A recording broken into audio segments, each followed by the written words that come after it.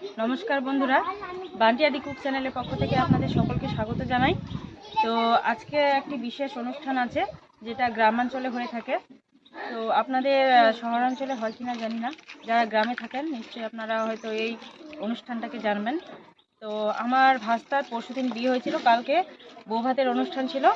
আর জামাই আর বৌমারা যারা থাকে, মানে আমাদের বৌমারা, জামাই এবং ভাস্তিরা যারা থাকে, তাদের জন্য কিন্তু এই বিশেষ অনুষ্ঠানটা করা হয়, যা গ্রামাঞ্চলে এই অনুষ্ঠানটাকে বলা হয় বিধিয়ারি ভোজ। তো আপনারা যদি এই অনুষ্ঠানটার নাম জানেন তাহলে কমেন্ট করে আমার কমেন্ট বক্সে অবশ্যই লিখে জানাবেন। তো সেই অনুষ্ঠানটার উপলক্ষে কিন্তু আমরা আজকে রান্না করব। আমি আর দিদি শুধু রান্না করব না, সকলে মিলে কিন্তু আজকে রান্না করব। আর সব জামাইরা আজকে মাংস কাটতে বসে গেছে। তো আপনাদেরকে প্রথম থেকে শেষ পর্যন্ত দেখাবো কিভাবে মাংস কাটা হলো আর কিভাবে রান্না করব আমরা। তো চলুন আপনাদেরকে এখন মাংস কাটা দেখাবো। দেখুন কিভাবে মাংস কাটা হচ্ছে। আজকে অনেক মাংস রান্না করা হবে। কষায় বসে গেছে দেখুন, এটা হবে দাদা সম্পর্কে। আর ওইদিকে এগুলো সব জামাই হবে, জামাইগুলো বসে গেছে। যেহেতু আজকে জামাই আর বৌমা আর ভাস্তি যারা আছে, মেয়ে যারা আছে, তাদের জন্য কিন্তু বিশেষ করে আজকে অনুষ্ঠানটা। দেখুন এখানে মাংস কাটা প্রায় শেষের দিকে, সব মাংস প্রায় কাটা হয়ে গেছে। আর দু একটা মাংস কাটতে আছে। দেখুন কতগুলো মাংস এখানে কাটা হয়েছে, দেখুন কতগুলো মাংস, ওইদিকে মাংস আছে দেখুন।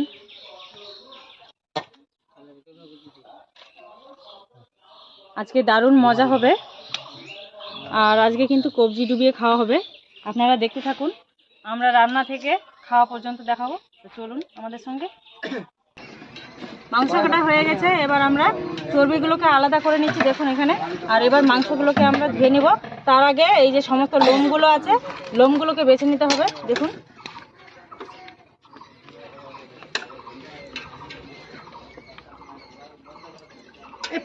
এবারে আমি জল ঢেলে দিব মাংসের মধ্যে। আমি জলটা ঢেলে দিচ্ছি দেখুন। এখানে দেখুন দিদি এখানে মাংসগুলোকে ধুয়ে নিচ্ছে। আর ওইদিকে ভাগনা ওখানে চিকেন কাটছে দেখুন। এই যে দেখুন গোটা মুরগি এখানে নেওয়া হয়েছে, আর ভাগনা এখানে চিকেনটাকে কেটে নিচ্ছে। আর দেখুন এই যে পাগুলো কিন্তু বাদ যাবে না, পাগুলোকে নিয়ে নিবে। যারা খাসির মাংস খাবেন না তারা কিন্তু এই পোলট্রি মুরগিটা খাবে। দিদি মাংসটাকে ধুয়ে নিল দেখুন, একটি আলাদা পাত্রে নিয়ে নিচ্ছে। আর এখানে আলুগুলো আছে, আলুগুলোকে আমি ধুয়ে নিব। দেখুন মাংসের জন্য বড় বড় করে আলু কাটা হয়েছে। এবারে আমি আলুগুলোকে ধুয়ে অন্য পাত্রে রেখে দিচ্ছি। তেল গরম হয়ে গেছে, এবার আলুগুলোকে আমি কড়াইয়ের মধ্যে দিয়ে দিব।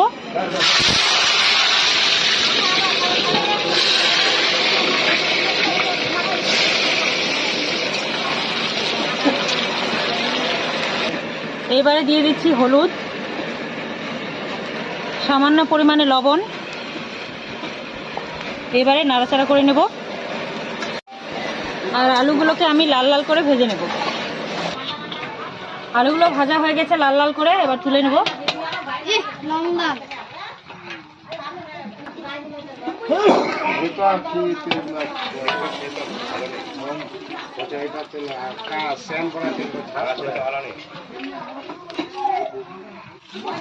এখানে খাসির মাংস রান্না করা হবে, কড়াই গরম হয়ে গেছে।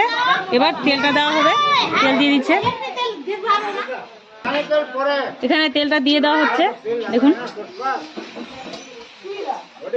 তেজপাতা দেওয়া হয়ে গেছে, এবার শুকনো লঙ্কাটাকে ফোড়ন দেওয়া হবে দেখুন। ফোড়নগুলো ভাজা হয়ে গেছে, এবারে পেঁয়াজটাকে দেওয়া হবে। পেঁয়াজটাকে দিয়ে দেওয়া হচ্ছে।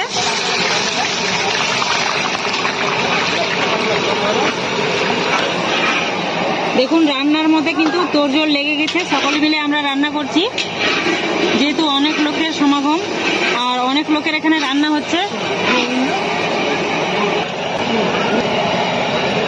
পেঁয়াজটা যেন গলে যায় তাড়াতাড়ি, ওই জন্য লবণ দিয়ে দিল। পেঁয়াজটা লাল লাল করে ভাজা হয়ে গেছে, এবার রসুন বাটা দিয়ে দেওয়া হচ্ছে। রসুনটাকে এবার ভালো করে ভেজে নেওয়া হবে, কাঁচা গন্ধটা যেন চলে যায় এরকম পর্যন্ত ভাজতে হবে রসুনটাকে। রসুনটা ভাজা হয়ে গেছে পেঁয়াজের সাথে, এবার আদা বাটা দিয়ে দিচ্ছি।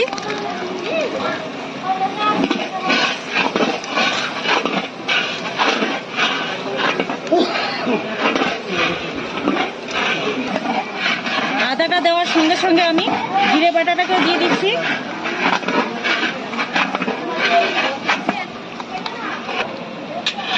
এবার মশলাটাকে ভালো করে ভাজার জন্য তেল দিয়ে দিচ্ছি।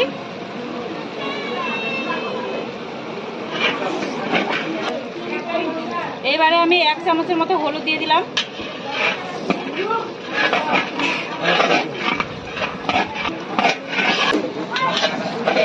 আদা রসুন জিরে পেঁয়াজের সঙ্গে ভালো করে কষা হয়ে গেছে, হলুদটাকে দিয়েও ভালো করে কষা হয়ে গেছে। এবার লঙ্কা বাটা দেওয়া হচ্ছে।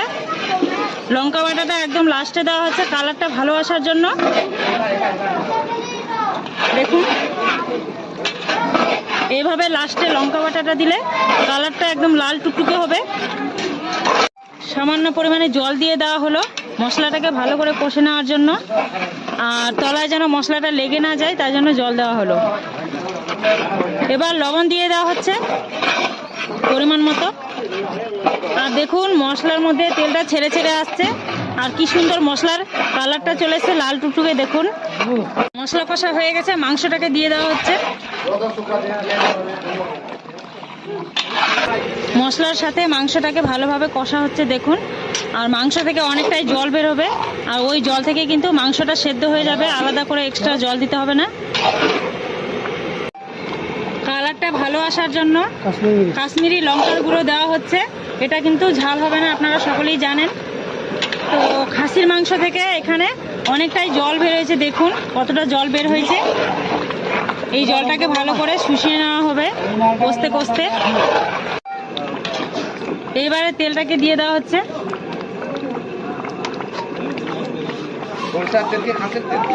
তেলটা লাস্টের দিকে দিলে তেলটা কিন্তু গোটা গোটা থাকবে, বিশেষ করে কষার সময় মাংসটা যখন কষাবেন তখন কিন্তু তেলটা দিলে গোটা গোটা থাকবে, ভাঙবে না।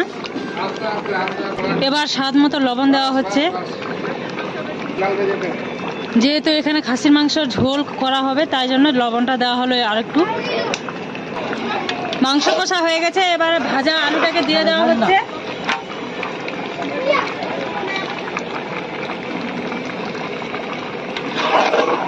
আলুটা কিন্তু সেদ্ধ করাই আছে, যখন আলুটা ভাজা হচ্ছিল তখনই আলুটা সেদ্ধ হয়ে গেছে।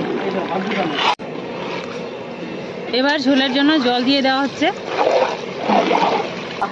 ঝোলটা টকবক করে ফুটছে দেখুন। এবার গরম মশলাটাকে দিয়ে নামিয়ে নেওয়া হবে। আগে থেকে গুঁড়ো করে রাখা গুঁড়ো গরম মশলাটাকে দিয়ে দেওয়া হলো। তো দেখুন কত টকবক করে ফুটছে খাসির মাংসের ঝোলটা।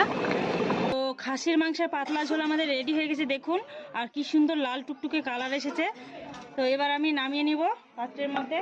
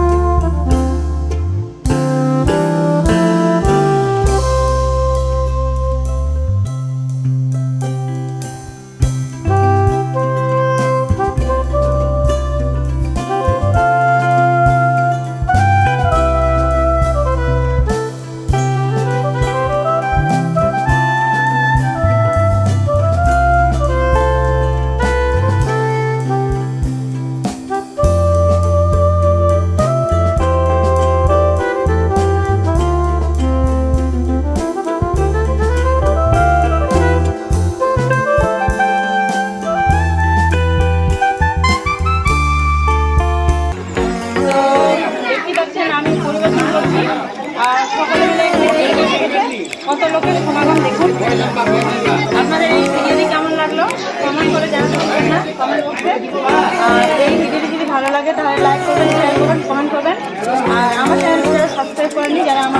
বন্ধুরা আছেন তারা আমার চ্যানেলটিকে সাবস্ক্রাইব করে দেবেন, পাশে থাকা বেল বাটনটি অবশ্যই ক্লিক করে রাখবেন অল নোটিফিকেশন পাওয়ার জন্য। তো চলুন আজকের মতো আসি, আবার পরে দেখা হবে।